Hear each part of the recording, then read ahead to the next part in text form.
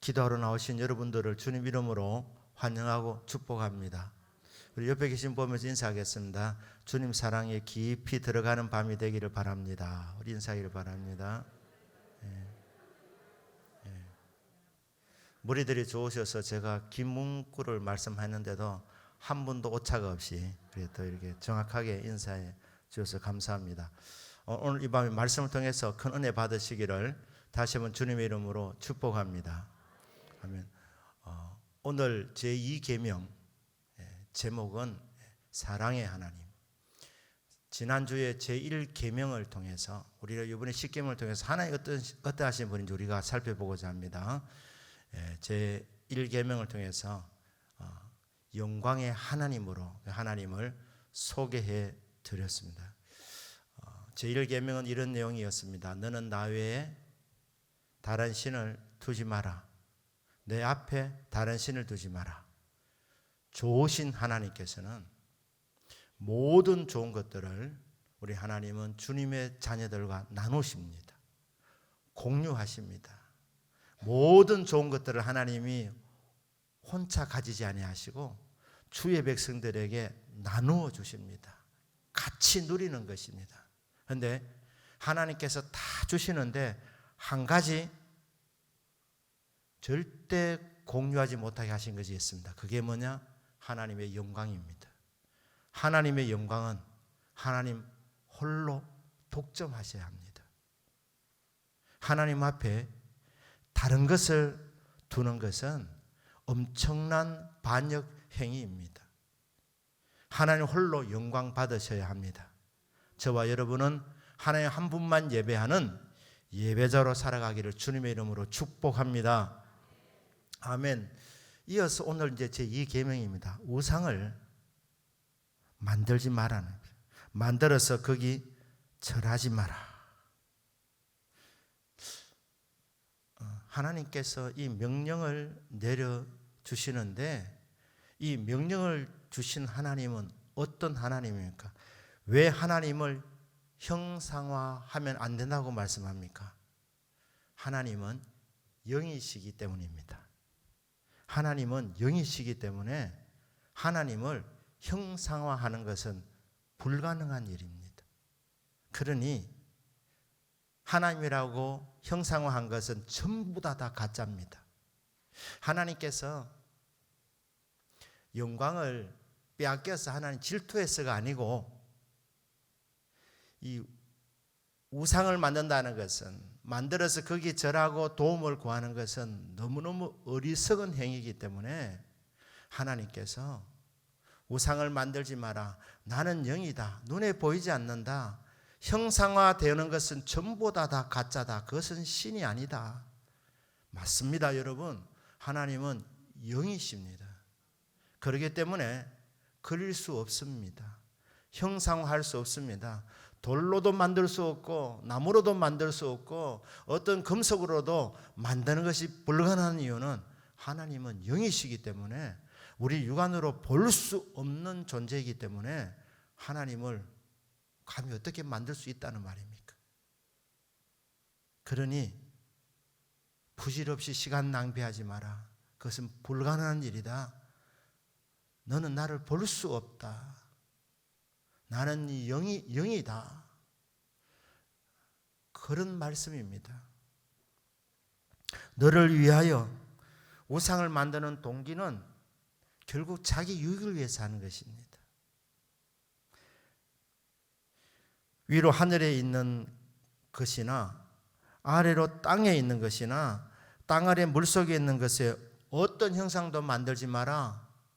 그것은 부질없는 짓이다. 어리석은 짓이다. 하나님은 영이기 때문에 형상화할 수 없다. 그런데도 불구하고 너희들이 우상을 만드는 이유는 너희들의 행복을 위해서 아니냐. 너희의 유익을 위해서가 아니냐. 너희의 편리를 위해서, 복을 받기 위해서 우상을 만든다는 것입니다. 결국 욕심에 끌려가지고 우상을 만드는 것입니다. 자기를 위하여서 하나님을 형상화하는 것입니다. 맞습니다. 고로스 3장 5절에서 탐심은 우상 숭배니라. 우상 숭배의 동기는 잘 먹고 잘 살기 위해서입니다. 자기 편하라고 하는 것입니다. 자기를 위해서, 자기 유익을 위하여 욕심에 이끌려서 사람들이 우상을 만듭니다. 만들고 거기에 절합니다. 근데 그게 웃기는 이야기입니다. 하나님이 아닌 것을 그들이 압니다. 돌을 가지고 막 두드려 패면서 만들어 놓고 어느 날 갑자기 거기 절하기 시작하는 것입니다. 나무로 형상화해 놔놓고 빕니다. 알아듣습니까? 무슨 판단을 합니까? 대화가 가능합니까? 나무 조각에 지나지 아니하는데 만들어 놓고 마치 능력이 있는 것처럼 복을 달라고 비는 것입니다. 치료해 달라고. 지성이면 감천이다. 정성을 다하면 안 되겠나? 고쳐달라고 그렇게 복을 비는 것, 그 우상에게 절하고 복을 비는 것은 어리석습니다. 왜냐하면 도움이 되지 못하기 때문입니다. 그것들에게 절하지 말며 그것들을 섬기지 마라. 사랑하는 여러분, 우상 숭배는 시간 낭비, 정력 낭비, 물질 낭비입니다. 아무런 도움을 받지 못합니다. 어리석은 행위입니다. 절하지 마라. 네 하나님 여호와는 질투하는 하나님이라. 하나님은 질투하시는 분이십니다.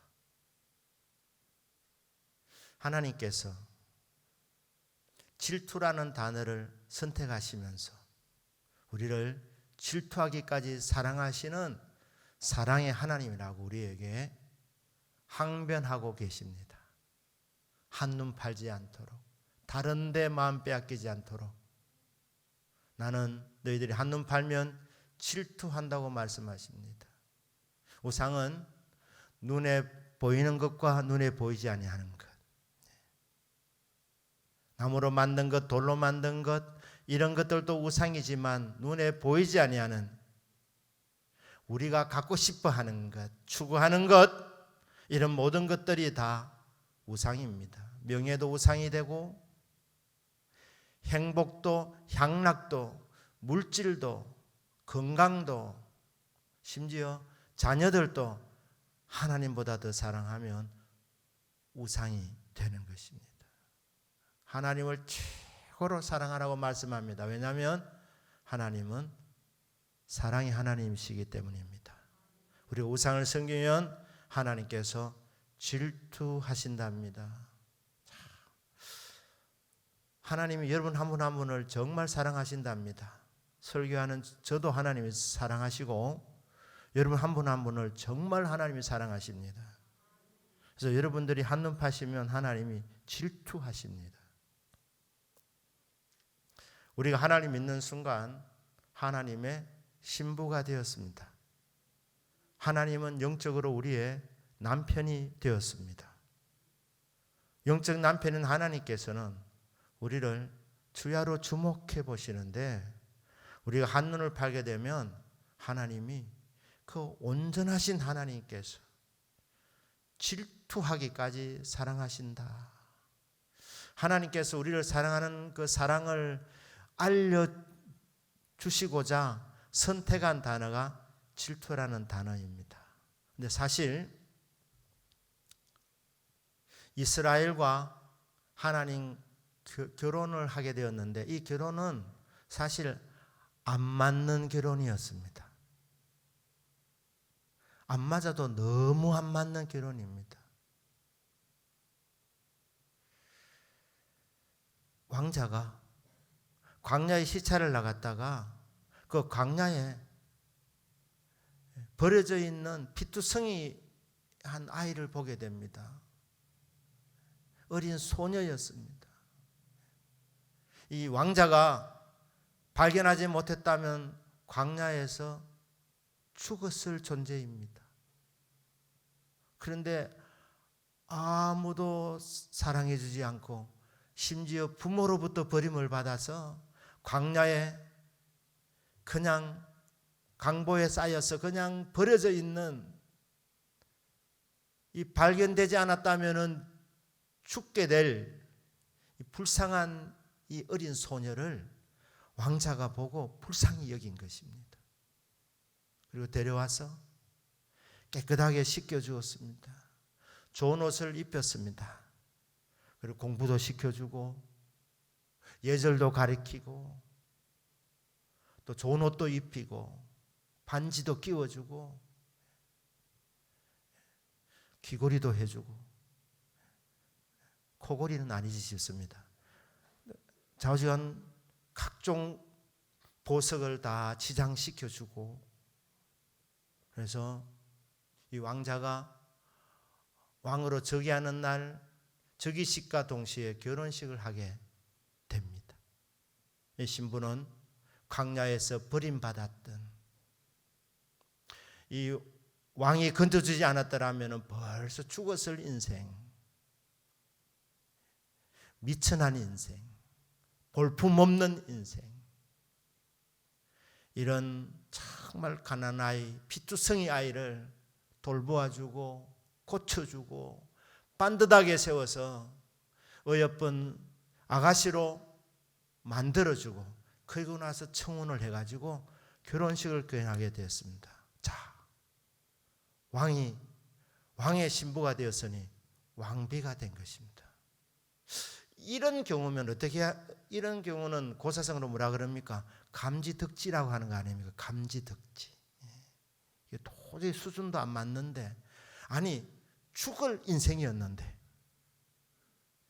버림받은 인생이었는데 가장 존귀한 이 왕자가 자기를 발견해서 사랑을 느끼며 양육해서 결혼식을 하게 되었으니, 이제 그 남편의 사랑을 받으면서 나도 정말 고마운 마음으로 감지덕지해서라도 그 남편을 사랑하는 것이, 이게 마땅한 것 아니겠습니까? 그런데 이게 간이 배 밖에 나와가지고 키워줬더니 결혼까지 했는데, 신부로 만들어 주었는데, 이 남편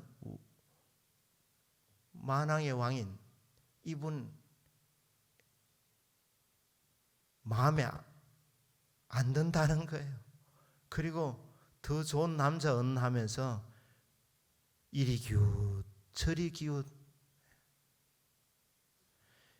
이렇게 하는 행동을 하게 될 때에 여러분, 그 신부를 어떻게 해줘야 되겠습니까?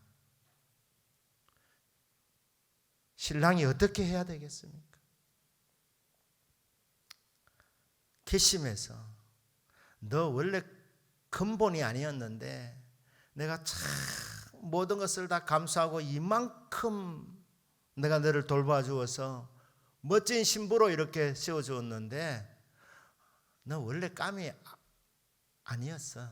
결국은 본색을 드러내는구나 하면서 이 결혼 무효다 하면서 등을 돌리실 수도 있습니다. 그래도 됩니다. 그런데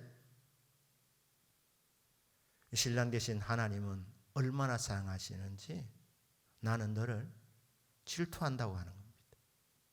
한눈 파는 너, 나는 여전히 너를 뜨겁게 사랑한다. 마음이 불붙었다는 거예요. 질투한다는 거예요. 못 견디겠다는 것입니다.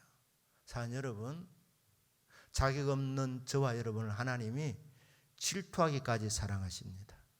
실제로 하나님은 우리를 신부로 삼아 주시고 한순간도 한눈 팔지 아니하시고 우리 한 사람 한 사람을 주목하십니다.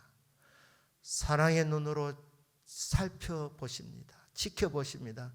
졸지도 아니하시고 주무시지도 아니하십니다. 가다가 사랑이 식으시기도 하지 않습니까? 그래서 우리 땅에서 결혼은 말입니다.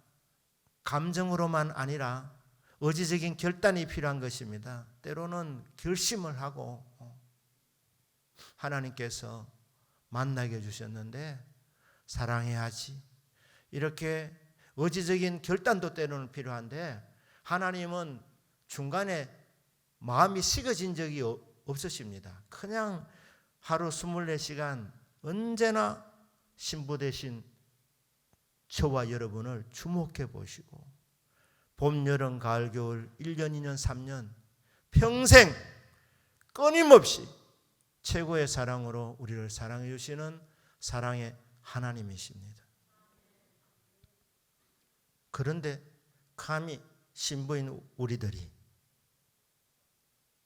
한눈을 판다는 것은 하나님에 대한 철저한 무시고 하나님에 대한 배반입니다.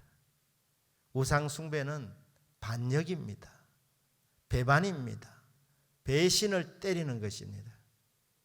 하나님을 무시하는 것입니다. 그럼에도 불구하고 하나님은 질투하십니다. 나는 여전히 너를 사랑한다. 돌아오너라. 세상 나가보니까 그게 만족이 있더냐? 행복하더냐? 진정한 만족과 행복은 나에게 있다. 그러니 나에게 돌아오너라. 내 사랑은 여전히 불붙고 있다. 그러니 사랑하는 아내여 돌아오라. 이것을 질투라고 하는 것입니다. 사랑하는 여러분, 하나님께서는 여러분 한 분 한 분을 질투하기까지 사랑하시는 사랑의 하나이신 줄 믿으시기를 바랍니다. 말씀합니다. 네 하나님 여호와는 질투하는 하나님인즉 나를 미워하는 자의 죄를 갚되 아버지로부터 아들에게로 3, 4대까지 이르게 하거니와. 아버지의 죄 때문에 자식이 벌을 받는 것은 아닙니다. 성경은 분명히 이렇게 말씀합니다. 아비의 죄 때문에 아버지가 심판을 받고 자식이 심판을 받는 것은 자식의 죄 때문이다. 각 사람이 자기 죄 때문에 심판을 받습니다. 그런데 오늘 본문은 그러면 무슨 뜻입니까? 이런 기초 속에서 이 말씀을 보게 되면 나를 미워하는 자의 죄를 아버지로부터 아들에게까지 3, 4대까지 이르게 하거니와. 이 말은 원래 죄를 짓게 되면 하나님이 신실하게 징계하시고 심판하십니다. 이유는 돌이키도록 하기 위함입니다. 그래서 이 징계는 사랑의 매라고 하는 것입니다. 사랑의 회초리라고 하는 것입니다. 아버지가 죄를 지을 때에 하나님께서 신실하게 징계하심으로 말미암아 깨닫고 아버지가 돌아오도록 하게 아울러서 같은 죄를 지을 수 있는 가능성이 많은 자녀가 보면서 경각심을 갖도록 하기 위해서 하나님은 아버지가 죄를 지을 때 그 아버지의 죄를 다루십니다. 심판하십니다. 자식이 만약에 아버지 죄에서 돌이켜서 죄를 짓지 않으면 하나님 결코 심판을 하지 아니하십니다. 하나님 기뻐하실 것입니다. 결국 자식대에서 나의 이 신실한 징계와 그 속에서 행하는 나의 사랑을 깨닫고 자녀가 올바른 길을 가는구나 기뻐하면서 그 자녀를 하나님이 반드시 복을 내려 주십니다. 그런데 아버지가 짓는 죄, 자식도 그 같은 죄를 짓기 쉽습니다. 쉽게 말해서 아버지가 도박을 하게 됩니다. 도박하게 되면 본인도 힘들지만 가족이 얼마나 힘듭니까? 도박하게 되면 가산을 탕진하게 됩니다. 그래서 오늘은 이고 내일은 저고 이렇게 이사다닙니다. 그런데 그 자녀가 큰 고통 가운데서 나 아버지처럼 안 산다 이렇게 호언장담을 해도 이상하게도 그 자녀가 또 나중에 보면 도박을 하게 되는 경우를 보게 되는 것입니다. 그러니 집안마다 약한 부분이 있습니다. 그러니 이 죄에 넘어지면 자식 때도 그 같은 죄를 취할 가능성이 많습니다. 그렇기 때문에 그래서 그 죄가 대물림이 될 수가 있습니다. 그러니까 여러분, 어떤 집안에는 거짓말을 잘하는 집안이 있습니다. 아브라함이 믿음은 좋았지만 거짓말을 잘했습니다. 아들 이삭도 믿음은 좋았는데 거짓말을 잘했습니다. 부전자전입니다. 아버지가 전시면 아들도 전시인 것처럼 그대로 본받았습니다. 아브라함의 손자 야곱도 믿음이 있었습니다. 하지만 야곱의 거짓말은 상당한 수준이었습니다. 거짓의 대가였습니다.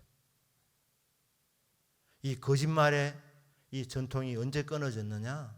하나님 믿고 4대 만에 끊어졌어요. 요셉 때. 요셉이 진실한 사람이었습니다. 그만큼 집안에 믿음은 있어도 집안의 약한 부분은 정말 목숨 걸고 내가 이걸 끊겠다는 간절한 의지와 주님의 도움이 없으면 신앙은 갖고 있는데도 불구하고 거짓말이 계속해서 집안을 타고 내려가는 것입니다. 저 집은 거짓말 잘하는 집이다 이래 되는 거. 어떤 분은 예수를 믿어도 술에 약한 분이 있습니다. 어떤 분은 이성에 약한 분이 있습니다. 이것을 알고 이게 3, 4대까지 내려가지 않도록 당대에서 이것을 끊어버릴 수 있도록 주여 징계해 주셔서 감사합니다. 가르쳐 주셔서 감사합니다. 깨닫게 해주셔서 감사합니다. 하나님이여, 하나님 믿을 뿐 아니라 저희 가정과 가문의 이 치명적인 약점, 하나님께서 도와주시지 아니하시면 여전히 이 약한 부분에 넘어질 수밖에 없어서 주님의 신실한 징계를 받을 수밖에 없겠사오니 주여 불쌍히 여겨주셔서 이 가문의 이 치명적인 약점을 끊어버릴 수 있게 도와주옵소서. 그렇게 하면 새로운 역사가 가문에 시작되는 것입니다.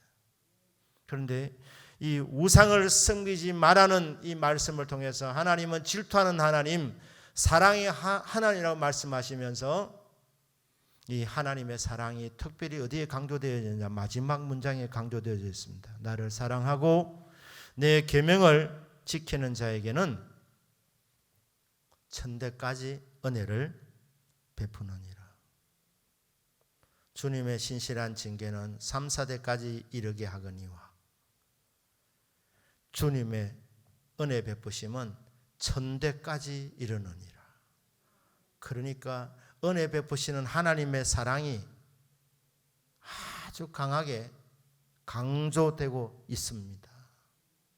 하나님은 주님의 마음에 들면 하나님은 끝없이 사랑을 부어주시는 사랑의 왕이십니다. 은혜를 베풀어 주시는데 천대까지 은혜를 베풀어 주십니다.